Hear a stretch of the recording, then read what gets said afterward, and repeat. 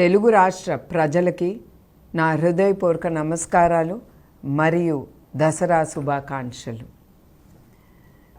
నా నిజం గెలవాలి పర్యటనప్పుడు రాష్ట్రం వ్యాప్తంగా నేను తిరిగినప్పుడు చేనేత కార్మికుల్ని చాలామందిని కలిసి వాళ్ళు పడే ఇబ్బందులు కష్టాలని నేను తెలుసుకున్నాను. చేనేత వస్త్రాలు మన తెలుగు రాష్ట్రాల్లో మంగళగిరి, వెంకటగిరి, ఉప్పాడ, పోచంపల్లి, సిరిసిల్ల, గద్వాల్, ఖాదీ ప్రసిద్ధి చెందినవి. నూలు సేకరించినప్పుడు బట్ట నేసే వరకు ఆ కార్మికుడు పడే కష్టాలు, ఇబ్బందులు ఎన్నో. అతను ఆరోగ్యం కూడా లెక్క పెట్టకుండా ఆ బ్లీచింగు, యాసిడ్ మధ్యన నుంచుని అతను బట్ట నేస్తున్నారంటే మనం అందరం ఒకటే ఆలోచించాలి. వాళ్ళు పడే ఆ కష్టం వాళ్ళ బిడ్డల కోసం, వాళ్ళ కుటుంబం కోసం, వాళ్ళు ముందుకు వెళ్ళటానికి వాళ్ళు ఈ అన్ని ఇబ్బందులు ఎదుర్కొని బట్ట నేస్తున్నారు. అందుకే మన అందరం ఆ చేనేత కార్మికులు వాళ్ళు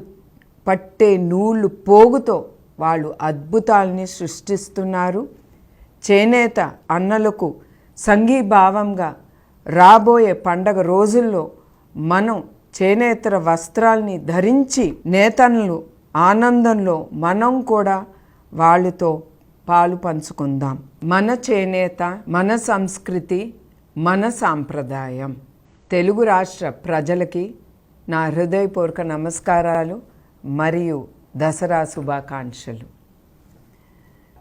నా నిజం గెలవాలి పర్యటనప్పుడు రాష్ట్రం వ్యాప్తంగా నేను తిరిగినప్పుడు చేనేత కార్మికుల్ని చాలామందిని కలిసి వాళ్ళు పడే ఇబ్బందులు కష్టాలని నేను తెలుసుకున్నాను. చేనేత వస్త్రాలు మన తెలుగు రాష్ట్రాల్లో మంగళగిరి, వెంకటగిరి, ఉప్పాడ, పోచంపల్లి, సిరిసిల్ల, గద్వాల్, ఖాదీ ప్రసిద్ధి చెందినవి. నూలు సేకరించినప్పుడు బట్ట నేసే వరకు ఆ కార్మికుడు పడే కష్టాలు, ఇబ్బందులు ఎన్నో. అతను ఆరోగ్యం కూడా లెక్క పెట్టకుండా ఆ బ్లీచింగు, యాసిడ్ మధ్యన నుంచుని అతను బట్ట నేస్తున్నారంటే మనం అందరం ఒకటే ఆలోచించాలి. వాళ్ళు పడే ఆ కష్టం వాళ్ళ బిడ్డల కోసం, వాళ్ళ కుటుంబం కోసం, వాళ్ళు ముందుకు వెళ్ళటానికి వాళ్ళు ఈ అన్ని ఇబ్బందులు ఎదుర్కొని బట్ట నేస్తున్నారు. అందుకే మన అందరం ఆ చేనేత కార్మికులు వాళ్ళు పట్టే నూలు పోగుతో వాళ్ళు అద్భుతాలని సృష్టిస్తున్నారు.